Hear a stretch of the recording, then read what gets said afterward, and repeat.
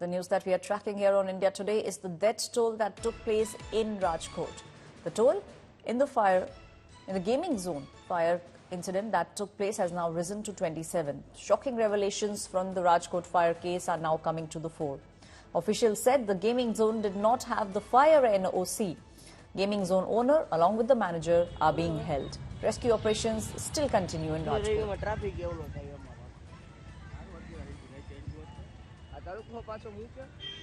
My colleague Atul Tiwari is now joining me on the story. Atul, very clearly the manager has been held, and one of the most important things that come to the fore is that the fire NOC was not there. बिल्कुल, देखिए, जो gaming zone Rajkot के अंदर चल रहा था उसमें कल 5:30 बजे जब आग लगी तो फायर डिपार्टमेंट की तरफ से जो रेस्क्यू ऑपरेशन चलाया गया उसके बाद 27 लोगों की डेड बॉडी जो है अब तक बरामद हुई है। फायर ऑफिसर की तरफ से कहा गया है कि एनओसी जो कि लेना जरूरी होता है, लेकिन इस गेमिंग जोन की तरफ से एनओसी के लिए अब तक कभी भी एप्लीकेशन नहीं की गई है, जिसका सीधा मतलब है कि एनओसी गेमिंग जोन के जो संचालक हैं, जो मालिक हैं, उनकी तरफ से नहीं ली गई। फिलहाल आप देख सकते हैं कि जो भी मलबा है वो हटाने का काम अभी फिलहाल चल रहा है। खास करके जब 5:30 बजे कल आग लगना शुरू हुई उसके बाद जो पूरा गेमिंग जोन था उसमें बड़ी संख्या में लोग मौजूद थे, क्योंकि चौथा शनिवार था। स्कूलों में भी बड़ी संख्या में फिलहाल जो बच्चे हैं वो उनका वैकेशन चल रहा है और इसी गेमिंग जोन में बहुत बड़ी संख्या में बच्चे और साथ ही में उनके पेरेंट्स भी मौजूद थे। कल जब आग लगने की जो घटना है वो सामने आई है उसके बाद गुजरात सरकार ने एक एसआईटी का गठन भी किया है, जिसमें आईपीएस अधिकारी एडीजीपी सुभाष त्रिवेदी की अगुवाई में 5 सदस्यों की एसआईटी की टीम गठित की गई है, जिसे अगले 72 घंटों के अंदर एक प्राइमरी रिपोर्ट जो है वो सबमिट करने के लिए कहा गया है और आने वाले 10 दिनों में जो पूरी जांच रिपोर्ट है वो एसआईटी की टीम को सबमिट करनी होगी। खास करके अभी तक जो 27 लोगों की डेड बॉडी इस मलबे में से बरामद हो पाई है उन्हें सिविल हॉस्पिटल के पीएम रूम के अंदर अभी फिलहाल स्टोरेज में रखा गया है और जो भी कोई लोग हैं जिनके स्वजन जब आग लगी और यहाँ पे मौजूद थे उनकी तरफ से अभी फिलहाल मिसिंग के तौर पे उनके स्वजन का जो रिपोर्ट है वो दर्ज करवाया गया है। जो भी 27 डेड बॉडी मिली है उनकी हालत ऐसी है कि उनको पहचान पाना बहुत ही मुश्किल हो रहा है, जिसकी वजह से गांधीनगर से जो टीम थी वो टीम यहाँ पे पहुंची है और डीएनए सैंपल कलेक्ट भी किया गया है। डीएनए सैंपल जो है वो गांधीनगर भेजा गया है, जो कि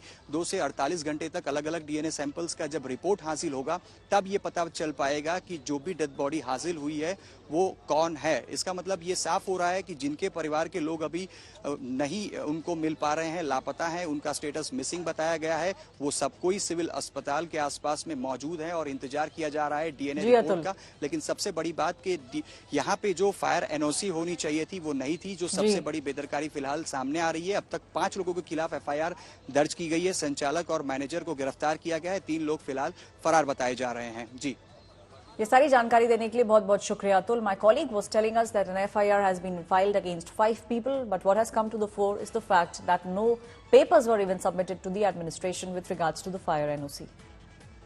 Fire broke out at a gaming zone in Gujarat's Rajkot region. More than a dozen people, including children, have lost their lives after a massive fire broke out. The fire took place at a gaming zone, this in Gujarat's Rajkot region. Several people, in fact, are feared trapped after the entire facility at the gaming zone was engulfed in flames. Fire tenders were rushed to the spots and now efforts are being made to control the fire. The rescue operations of those who are still trapped inside is still taking place. The Chief Minister of the state, Bhupendra Patel, has now instructed the officials to prioritize arrangements for immediate treatment of all the injured. Gujarat government, in fact, has now said that they will grant 4 lakh rupees to the families of the deceased and 50,000 to those who are injured. Prime Minister Narendra Modi also took stock of the situation and has expressed grief over the loss of lives in the fire tragedy.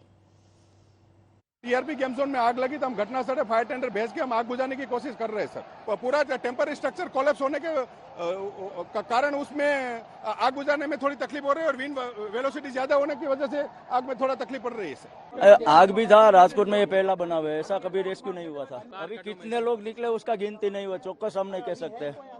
अभी चालू है, शोधखोल चालू है। Fire broke out in the TRP gaming zone in the afternoon. The rescue operations are on. The fire is under control.